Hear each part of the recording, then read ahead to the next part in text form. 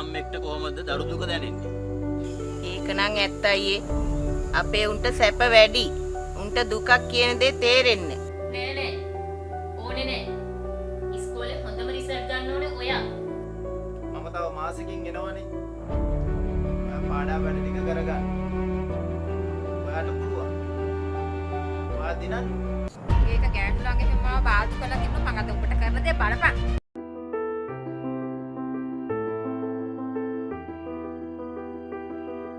කලින් කියලා තිබුණා නම් මම වෙන කෙනෙක් හොයා ගන්නවනේ බං. මට පුළුවන් මහත්තයා. මං කොහොම හරි අද මේ ලෙලි ටික ඇදලා ඉවර කරනවා.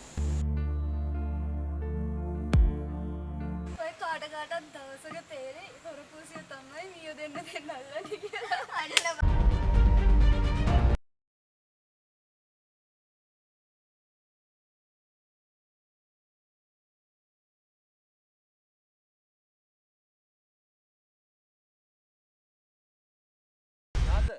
මොකෑ බං උනේ මුදලාලි මෙතන පින්බත් කෙල කෙලා ඉන්නවා. අම්මේ අක්කට එහෙම කතා කරන්න එපා.